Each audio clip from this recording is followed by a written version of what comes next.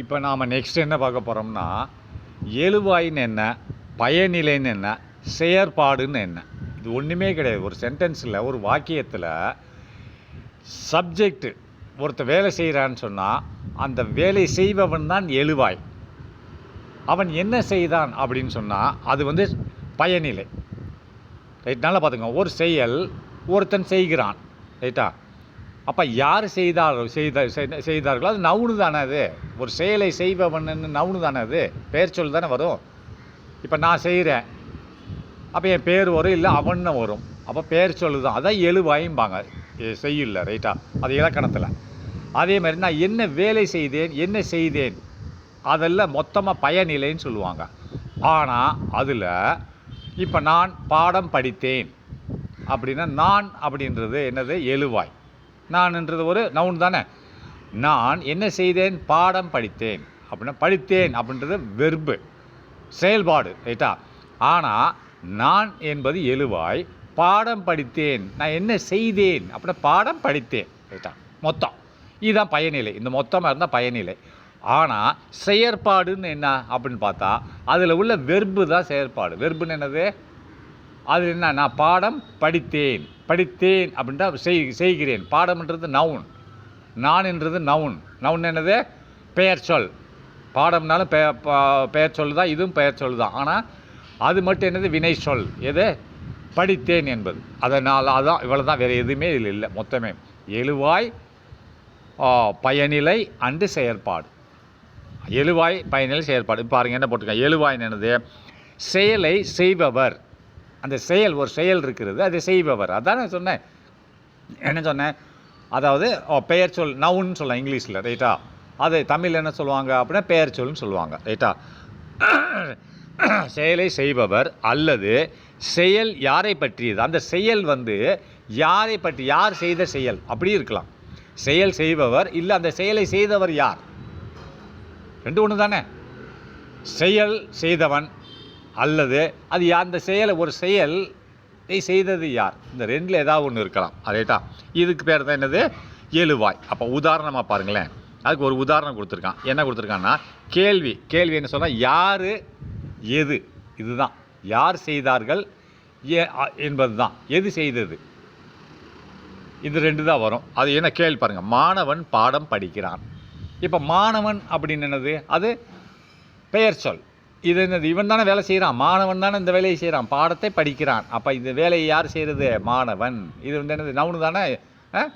அப்போ இதுதான் எழுவாயும்பாங்க. அப்போ பாடம் படிக்கிறான், அவன் என்ன பண்ணுறான், படிக்கிறான் என்றது வெர்பு, அதாவது வினை சொல். ஆனால் என்ன செய்கிறான், பாடம் படிக்கிறான். மொத்தமே என்னது, மாணவன் என்பது எழுவாய், பாடம் படிக்கிறான், அவன் மாணவன் என்ன செய்கிறான், மாணவன் என்பது அதாவது எழுவாய். அதுக்கடுத்து அவன் என்ன செய்கிறான் என்பது பயனிலை. அப்போது மாணவன் பாடம் படிக்கிறான். அப்போ பாடம் படிக்கிறான்றது அந்த அவன் செய்கிறது, இதுதான் என்னது, பயனிலை. இதில் செயற்பாடு எங்கடா இருக்குதுன்னு கேட்கலாம். ரெண்டு தானே இருக்குது, செயற்பாடு எங்கே இருக்குதுன்னு கேட்கலாம் இல்லையா? அப்போ நல்லா கவனிங்க. மாணவன் எழுவாய், வேலை செய்பவன், பாடம் படிக்கிறான், அவன் என்ன செஞ்சான், அது வந்து பயனிலை. அப்போ செயற்பாடு எங்கே இருக்குன்னு, செயற்பாடு வெர்பு தான், ஆக்ஷன். என்ன செய்கிறான் அப்படின்னா இதில் என்ன செய்கிறான், மாணவன் பாடத்தை என்ன செய்கிறான், படிக்கிறான். வெர்பு தானே, அது செயல் தானே. அப்போ படிக்கிறான் என்பது என்னது, செயற்பாடு. புரிஞ்சுக்கிச்சா? சரி, நெக்ஸ்ட்டு. இப்போ எழுவாய் வகைகள். எழுவாயில் என்னென்ன வகைகள் இருக்குதுன்னு பார்ப்போம், ரைட்டா? அப்போ பெயர் எழுவாயின்னு ஒன்று இருக்கிறது. பெயர் எழுவாயின்னு ஒன்று இருக்குது. அது பெயர் சொல் எழுவாயாக வரும். அதாவது பெயர் சொல் தான் எழுவாயாக, பெயர் எழுவாய், பெயர் தான் எழுவாயாக வரும். புரிஞ்சுதா? இப்போ நான் உதாரணத்துக்கு ஏன் பெயர் எழுவாயின்னு சொல்கிறான்னு பாருங்களேன். இப்போ லிசா ஸ்டடியிங் த புக் அப்படின்றான். இப்போ லிசா அப்படின்றது பெயராக வருகிறது. சி ஸ்டடியிங் த புக் பெயர் வருதா இங்கே, இல்லை. வருதா? சீன் அவள், இது பெயர் இருக்கா, இல்லை. ஆனால் சி என்ன, அவள் தான் அந்த வேலையை செய்கிறாள். லிசாவுக்கு பதில் நான் சின்னு சொல்லி போட்டுடுறேன். Lisa studying the book, Lisa புத்தகத்தை படிக்கிறாள். அந்த லிசாவை எடுத்துகிட்டு சின்னு போட்டுடுறேன். சி ஸ்டடியிங் த புக், அவள் புத்தகத்தை படிக்கிறாள், படித்து கொண்டு இருக்கிறாள், ரைட்டா? ஸ்டடிங்னா கண்டினியூஸ் டென்ஸ், ரைட்டா? Present continuous tense. இப்போ அவள் படிக்கிறாள் அப்படின்னு, அவள்ன்றது பெயரா, பெயர் வரல, நல்லா கவனிக்கணும். அதனால் அவன் என்ன சொல்கிறான்னா இது 2ஆக பிரிக்கப்படுகிறது எழுவாய். ஒன்று பெயர் எழுவாய்னா பெயர் வரும் அதில். அப்படி இருந்தது எழுவாய்க்கு பதிலாக பெயர் வந்தாலும் எழுவாய் தான். ஹீ சி அவன் அவள்னு வந்தாலும் அதுதானே. இப்போ எழுவாய்னது யார் வேலையை செய்கிறார்களோ அதுதான். சி அப்படின்னா எழுவாய் தான். லிசான்னாலும் எழுவாய் தான். ஆனால் இங்கே அது 2ஆக பிரிக்கிறான். பெயர் வந்தால் அது பெயர் எழுவாய், பெயர் வரலேன்னு பார்ப்போம் என்ன வரும் பார்ப்போம். பெயர் எழுவாய்ன்றான். அது என்ன போட்டிருக்கான் நல்லா பாருங்கள். பெயர் என்ன வரும், பெயர் அது பெயர் சொல் எழுவாயாக வரும் நிலையப்பட்டான். ஆசிரியர் விளக்கினார். ஆசிரியர்ன்றது ஒரு பெயர் ரைட்டா, விளக்கினார். அப்போ மரம்ன்றது என்னது, ஒரு பெயர் தானே. மரம் நிழல் தருகிறது. அப்போ இதுதான் பெயர் எழுவாய் ரைட்டா. அதேமாதிரி ராமன் ஒர்க்கு ஹார்ட், ராமன் கடினமாக வேலை செய்தான். அப்புறம் ராமன்றது பெயர் எழுவாய் ரைட்டா. அப்போ இன்னொரு எழுவாய் என்னன்னு பார்ப்போம். ஆசிரியர் மரம் அது என்னது பெயர் எழுவாய்ன்ட்டான். அப்போ இன்னொரு எழுவாய் சுட்டெழுவாய் அப்படின்றான். சுட்டுன்னு நம்ம என்ன சொன்னால் புறநவுன்னு சொல்லியிருந்தோம் இங்கிலீஷில். என்னது சுட்டெழுவாய்னு புறநவுன்னு சொல்லியிருக்க ஒரு நவுன் இருக்கும். அந்த நவுனை அடிக்கடி நம்ம யூஸ் பண்ணாமல் புறநவுனை யூஸ் பண்ணுவோம். இப்போ Lisa studying the book and C eating the food, உணவை சாப்பிட்டு கொண்டே புத்தகத்தை படிக்கிறாள். அங்கே லிசா ஸ்டடியிங் த புக் படிக்கிறாள். அண்டு மேலும் சி, அங்கே எந்த லிசான்னு போட சின்னு போட்டேன்னா அவளுக்கு பதிலாக லிசாவுக்கு பதிலாக சின்னு போட்டேன். அப்போ அப்படி போடும்போது அதுக்கு பேர் தான் சுட்டெழுவாய். அப்படின்னா அதை அவனோட பேருக்கு பதிலாக இன்னொன்று கொடுக்குறேன். சி ஹீ சி இட், அவன் அவள் அது, இதெல்லாம் சுட்டெழுவாய்ன்னு சொல்லுவாங்க ரைட்டா. அப்போது நல்லா பாருங்கள். இதை அவன் ஓடினான், இங்கே பேர் இல்லை அவன் வந்துடுச்சு. ஒரு பையனுக்கு பதிலாக அவனோட பேர் வரல, அவன் வந்துடுச்சு. அவன் என்றது என்னது சுட்டெழுவாய். ஓடினான் அப்படின்றது என்னது, ஓடினான் அப்படின்னு சொன்ன இந்த இடத்துல என்ன வருது, அதுதான் பயனிலை சரியா. ஓடினான்றது பயனிலை. அப்போ நான் எழுதுகிறேன் ரைட்டா, நான் எழுதுகிறேன். அப்போ நான் எழுதுகிறேன் நான்ன்றது என்னது, இது பேர் இருக்கா இல்லை, சுட்டெழுவாய் ரைட்டா. அப்போ நான் இன்னொன்று மறைந்த எழுவாயின்றான். மொத்தம் 3 எழுவாய் இருக்குது. பெயர் எழுவாய் பெயர் வந்தால், அல்லது சுட்டெழுவாய் அதுக்கு பேருக்கு பதில் வேறு ஒன்று வரும் வந்தால், அவன் அதுன்னு வரும் வந்தால் அது. இன்னொன்று ரெண்டுமே வராதப்பா, பேரெழுவாய் வராது சுட்டெழுவாய் வராது. ஆனால் ஒரு இது இருக்கும், ஒரு அர்த்தம் இருக்கும். அது எப்படின்னா நல்லா பாருங்கள். இப்போ இது என்னது மறைந்த எழுவாய். எழுவாய் மறைந்து இருக்கும் ரைட்டா. அது எப்படி மறைந்து இருக்குன்னு பார்ப்போம் ரைட்டா. மறைந்து இருக்கும் எழுவாய்ன்றான். அப்போ எவ்வாறாக எழுவாய் மறைந்திருக்கிறது என்றால், அப்போ என்ன நல்லா பாருங்கள் என்ன போட்டிருக்கான் உதாரணங்கள். படிக்கவும் அப்படின்றான். சிம்பிளாக படிக்கவும்னா அது என்ன பொருள்படுகிறது, நீ படிக்கவும் சொல்லலாம், இல்லை நீங்கள் படிக்கவும் சொல்லலாம். அதுதான் சொல்ல முடியும். வெறும் படிக்கவும் நான் போட்டுட்டேன். அப்போ இங்கே எழுவாய் மறைந்திருக்கிறது. அப்போ எழுவாய் என்ன போட முடியும், படிக்கவும்ன்றதுக்கு பதிலாக மறைந்திருக்கிறது. என்னவா, நீ படிக்கவும் அப்படின்னு சொல்கிறோம் இல்லையா, நீங்கள் படிக்கவும் அப்படி. அப்போ இங்கே எழுவாய் மறைந்திருக்கிறது. படிக்கவும் வெறுமனை போட்டால் எழுவாய் நீ மற்றும் நீங்கள் என்பது மறைந்து இருக்கிறது ரைட்டா. மறைந்த எழுவாயாக நீ நீங்கள் கருதப்படுகிறது அப்படின்றான். அப்போ நெக்ஸ்ட்டு இப்போ செயற்பாடுன்னு ஒன்று சொன்னான் இல்லையா, அதாவது வேலை செய்பவன் எழுவாய், அவன் என்ன செஞ்சான் மொத்தமேவும் என்னது பயனிலை. ஆனால் அந்த என்ன செஞ்சான்றது மொத்தமே பயனிலை. இப்போ லிசா பாடம் படித்தாள், லிசா என்பது எழுவாய், பாடம் படித்தால்ன்ற மொத்தமே பயனிலை. ஆனால் இந்த பாடம் படித்தால் பயனிலையில் படித்தால் என்ற ஒரு வெர்பு மட்டும் என்னது செயற்பாடுன்னு சொல்லுவாங்க ரைட்டா. அப்போது இப்போ இந்த அதான் ஆக்ஷன் சொல்லுவாங்க. இப்போ செயற்பாடுனா ஆக்ஷன் செயல்பாடு அல்லது வெர்புன்னு சொல்லுவாங்க ரைட்டா சென்டென்ஸில். அப்போது இது வினை சொல்லாக இருக்கும். வெர்புனா வினை சொல் தானே. அப்போ நெக்ஸ்ட்டு என்னது படிக்கிறான், எழுதுகிறான், ஓடினான், விளக்கினான், இதெல்லாம் வெர்பு. இந்த மாதிரி வெர்பு வந்ததுன்னா இதெல்லாம் என்னது என்ன சொல்ல, இது என்ன சொல்கிறான்னு பாருங்கள். இது என்னது செயற்பாடுன்னு சொல்கிறோம். நான் சொல்லிட்டேன் இல்லை, சிம்பிளாக சொல்லிட்டேன். என்ன சொன்னேன், லிசா பாடம் படிக்கிறாள்.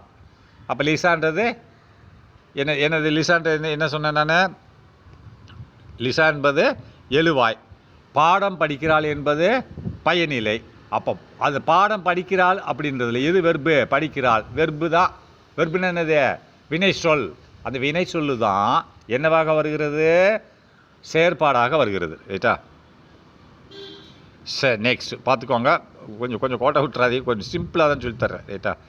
பயனிலை அடுத்து நெக்ஸ்ட்டு பெயர் எழுத்து முடிஞ்சா அடுத்து என்ன இருக்குது?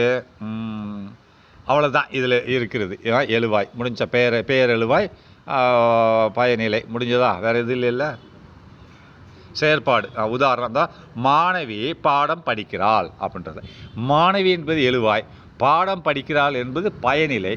இதில் பயனிலையில் எது வெர்பு? படிக்கிறான் என்பது வெர்பு. அதுதான் என்ன சொல்லுவாங்க அப்படின்னு சொன்னால் செயற்பாடுன்னு சொல்லுவாங்க. ரைட்டா? அப்போ நெக்ஸ்ட்டு ஆசிரியர் பாடம் விளக்கினார். ஆசிரியர் என்பது என்னது? எழுவாய். பாடம் விளக்கினார்ன்றது பயனிலை. ஆனால் விளக்கினார் என்பது செயற்பாடு. ரைட்டா? சரி, நல்லா பார்த்துக்கோங்க. இவ்வளோ தான். அப்போ செயற்பாடு விளக்கி இந்த போட்டுக்கோம்பல பயனிலை பாடம் விளக்கினார். ரைட்டா? அப்போ இது ட்ரிக்கு. என்ன ட்ரிக்கு? எப்படி ஞாபகம் வச்சுக்கிறதுன்னா யார் எது எழுவாய், என்ன செய்கிறான் செயற்பாடு, எழுவாய் ப்ளஸ்ஸு செயல் பற்றிய முழு செய்தி பயனிலை. அவ்வளோதானே? நான் முதல்ல சொல்லிட்டேன். இது ஞாபகம் வச்சுக்கிறது ரொம்ப சிம்பிள். சரி, அடுத்ததுக்கு போவோம். இப்போ வேற்றுமைன்ற என்ன அப்படின்னா, வேற்றுமை அப்படின்னு ஒரு இது இருக்கிறது. இது வேற்றுமைன்னு ஒன்று இருக்குது. அது என்ன? அது வேற்றுமைன்னு என்ன? நம்ம உருபுன்னு படிச்சிருக்கோம் இல்லையா? ஏற்கனவே உருபுன்னு நான் சொல்லி கொடுத்துருக்கேன். உருபுன்னா ஒரு நவுனு அது கூட ஒரு வெர்பு வந்து அதனோட நிலைமையை சற்று மாற்றி சொல்லும். ஒரு நவுனு என்ன? பெயர் சொல் கூட ஒரு வினைச்சொல் வந்து அதனுடைய நிலைமையை சற்று மாற்றி சொல்லும், விளக்கி சொல்லும். அதுதான் உருபுன்னு சொன்னேன். பல உருபுகள் இருக்குன்னு சொல்லியிருக்கேன். அது இதே இதுதான். இங்கே வேற்றுமை என்னென்னது? ஒரே இதை பல விதங்களில் எழுதலாம். ரைட்டா? அதை வேற்றுமைன்னு சொல்லுவாங்க. அப்போ வேற்றுமை என்றால் என்னன்னா, ஒரு பெயர் சொல் ஒரு வினையுடன் தொடர்பு கொள்ளும்போது அதன் இறுதியில் வரும் மாற்றமே வேற்றுமை. ஒரு பெயர் சொல்னா பெயர், ஒரு நபர் ஒரு செயல் செய்கிறார், வினை சொல்ல செயல் செய்கிறார். அது செயல் செய்யும்போது அந்த நடுவில்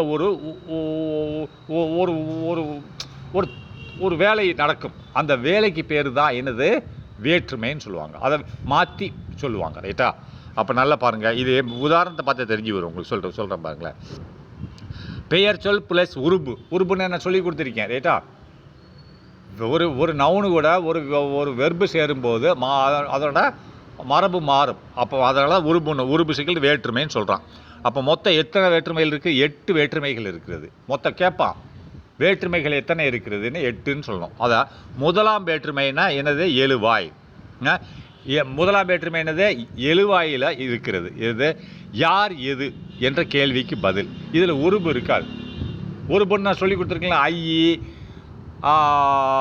எஸ்ஐ என்ன சொல்லியிருக்கேன். எஸ்ஐ அது நல்ல மனப்பாடம் உருபுன்னு பார்த்துக்கோங்க. அது ரொம்ப இருக்குது. ரைட்டா? அப்போ இதில் உருபு இருக்காது. அப்போ என்னது? வெறும் எழுவாய் மட்டும்தான் இருக்கும். முதலாம் வேற்றுமையில் எழுவாய் தான் இருக்கும். யார் எதுன்னு தான் இருக்கும். உருபு இருக்கா? உருபுன்னு நான் பின்னாடி காமிக்கிறேன். எனது எடுத்துக்காட்டு ராமன் வந்தான். ரைட்டா? ராமன்றது என்னது? எழுவாய். வந்தான்றது என்னது? உனக்கு பயனிலை ஆயிடுச்சு. அவ்வளோதான். இதில் உருபு கிடையாது. அப்போ முதல்ல உள்ளதில் உருபு கிடையாது, வெறும் எழுவாய் தான் இருக்கும். ரைட்டா? அப்போ ரெண்டாவது இதில் செய்யப்படு பொருள் இருக்கும், வெர்பு இருக்கும். ரைட்டா? செய்யப்படு பொருள் இருக்கும். ரைட்டா? யாரை எதை அப்படின்னு ஒரு கொஸ்டின் வரும். ரைட்டா? அப்போ யாரை எதை அப்படின்னா அப்போ என்ன உருபு? என்னது? ஐன்ற ஒரு உருபு இருக்கும். நீங்கள் அதை படித்து பார்த்து தெரியும். ராமன் புத்தகத்தை படித்தான். ஐ இருக்கா? புத்தகத்தை ஐ இருக்கா? ராமன் புத்தகத்தை அந்த ஐ வந்துருச்சுன்னு சொன்னால் என்னது? இரண்டாம் வேற்றுமை. புத்தகத்தை படித்தான். புரிஞ்சுதா? இதுதான் என்னது? இரண்டாம் செய்யப்படு பொருள். ரைட்டா? நல்ல யார் இப்போ எதைன்னு வந்துருச்சா? எதை? ராமன் எதை படித்தான்? புத்தகத்தை படித்தான். யாரை எதை? இந்த 2 வரும். ரைட்டா? ஆனால் ஐ வரும். உருபாக என்ன வரும்? ஐ. அதில் உருபு இருக்கா? இல்லை. இதில் இல்லை. ஒன்லி எழுவாய் தான் இருக்குது. ரைட்டா? உருபு கிடையாது. இதுதான் உருபு. ஏற்கனவே சொல்லி கொடுத்துருக்கேன். ஐ. ரைட்டா? அப்போ மூன்றாம் வேற்றுமை கருவி வரும். கருவி என்னது? கருவின்னா அது அதனால் செய்யப்படுகிறது.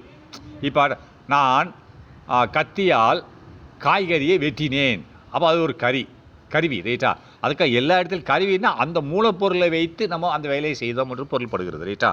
இப்போ நல்லா பாருங்கள். மூன்றாம் வேற்றுமை அப்படின்னா கருவின்னு சொல்லுவாங்க. யாரால் எதனால், அந்த வேலை யாரால் செய்யப்பட்டது அல்லது எதனால் செய்தார்கள், இந்த 2க்கு பதில் வரும். பாருங்கள். உருபு என்னது? All on. இந்த உருபு நல்ல கத்தியால் வெட்டினான். ஆள் வந்துருச்சா? கத்தியால் வெட்டினான் வந்துருச்சா? ஆள் வந்துருச்சா? அப்போ நண்பனால் உதவி கிடைத்தது. நண்பன் ஆள் வந்துருச்சா, உதவி கிடைத்தது. இதுதான் நண்பனால் என்றது தான் எனது 3ஆம் வேற்றுமை. ரைட்டா? அப்போ 4ஆம் வேற்றுமை கொடை பயன். கொடை பயனா கொடைன்னு சொல்லுவோம். கொடை நன்கொடை கொடுக்குறது. இப்போ ராஜாட்ட போகிறேன், எனக்கு கொடை கொடுப்பாரு அப்படின்னு சொல்கிறோம்ல. அப்போ பயன், அது இந்த ரெண்டையுமே குறிக்கும். இதில் என்ன வரும், யாருக்கு எதற்குன்னு வரும். உருபு என்னவாக இருக்கும் அப்படின்னு பார்த்தா யாருக்கு எதற்கு, இதுதான் உருபு. ரைட்டா? அப்போ என்னவாக இருக்கும், அம்மாவுக்கு பழம் கொடுத்தேன். இது யாருக்குன்னு வந்துருச்சா, யாருக்கு கொடுத்தான், அம்மாவுக்கு பழம் கொடுத்தான். யாருக்குன்னு வந்துருச்சா. அப்போ பள்ளிக்கு சென்றேன். எங்கே எதற்கு சென்றேன் அப்படின்னு கேட்டால் பள்ளிக்கு சென்றேன். புரிஞ்சுதா? அப்போ 5ஆம் வேற்றுமை என்னது, நீக்கம்ன்றான்.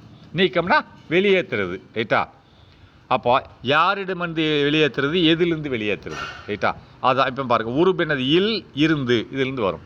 அல்லது இடமிருந்து எடுத்துக்காட்டு. வீட்டிலிருந்து வந்தேன், இல் வந்துருச்சா. வீட்டில் இருந்து வந்தேன். ரைட்டா? அப்போ இல் வந்துருச்சா. இல் என்ற வீட்டில், இல் என்ற உருபு வந்துச்சா. இதுதான் வீட்டில் இருந்துன்றது தான் இல். ஒரு 5ஆம் வேற்றுமை. அப்போ இது 6ஆம் வேற்றுமை என்னது, உடைமை. உடைமைனா யாருடையது அப்படின்றான். உருபினது உடைய இன் அப்படின்றான். அப்போ ராமனுடைய புத்தகம். இந்த புத்தகம் யாருடையது, ராமனுடைய புத்தகம். உடைய வந்துருச்சா. இது என்னது, யாருடைய எதனுடைய அப்படின்னு வரும். ரைட்டா? இப்போ 7ஆம் வேற்றுமை இடம் எங்கே எதில் அப்படின்றான். இடம் எங்கே எதில், இந்த 3 வரும். ரைட்டா? இல்லை உருபினது இல்லுன்னு வரும். அப்போ பள்ளியில் படிக்கிறேன். ரைட்டா? இப்போ 8ஆம் வேற்றுமை. 8ஆம் வேற்றுமைக்கு எதுவும் வராது, ஒரு ஆச்சரியக்குறி தான் வரும். எக்ஸ்கிளமேஷன். ஆஹா, ஆஹான்னு கூட ஒரு எக்ஸ்கிளமேஷன் வரும். ரைட்டா? ஓ அப்படின்னு ஒரு எக்ஸ்கிளமேஷன். இதுக்கு எந்த இது வராது. அதனால் 8ஆம் வேற்றுமையை சிம்பிளாக ஞாபகம் வச்சுக்கலாம். ஒரு எக்ஸ்கிளமேஷன் வந்துச்சு, அம்மா. இப்போ எவனா ஒருத்தர் ஓங்கி அடிக்கிறான் அம்மா அப்படிங்கிறல்ல, அப்போ ஒரு எக்ஸ்கிளமேஷன். அப்படின்னா இந்த அம்மா அப்படின்னு கத்துறான் இல்லையா, அது ஒரு எக்ஸ்கிளமேஷன்.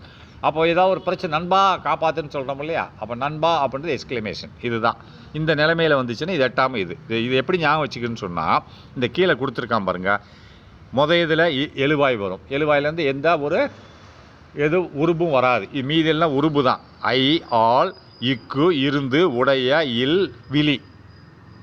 இது எப்படி ஞாபகம் வச்சுக்கின்றது நான் பின்னாடி ஒரு இதில் சொல்கிறேன். ரைட்டா? இதை இப்படி நீங்கள் எப்படி ஞாபகம் வச்சு, மொத்தம் 8 தானே. 1 2 3 4 5 6 7 8 வந்துருச்சா. 7 மொத்தம் 7 தானே இருக்குது. இது தான் அதான் எழுவாய். 1 2 3 4 5 6 7 8 இருக்குது. ரைட்டா? 8 இருக்கு இல்லையா. இது எப்படி இதில் எழுவாய் ஒன்றுமே இருக்காது, வெறும் எழுவாய் பேர் தான் இருக்கும். லாஸ்ட்டில் வந்து என்னது, ஒரு எக்ஸ்கிளமேஷன். மீதி 6 தான் ஞாபகம் வச்சுக்கணும். அதாவது இதில் 5ஆவது இருந்து, 6ஆவது உடைய. எதிலிருந்து அப்படின்னு சொல்லுவோம் 5ஆவது. 6ஆவது என்னது, உடைய. அதுக்கு முந்தி இது இப்படி ஞாபகம் வச்சுக்கிட்டு, அதுக்கு முந்தி ஐ, ஆல், இக்கு. ஐ, ஆல், இக்குன்னு ஞாபகம் வச்சுக்கோங்க. 2ஆவது ஐ வரும். ரைட்டா? 3ஆவது ஆல், 4ஆவது இக்குன்னு வரும். இதை பார்த்துக்கோங்க. சரியா? இது நான் வேணால் இன்னும் சிம்பிளாக எப்படி ஞாபகம் வச்சுக்கணும்.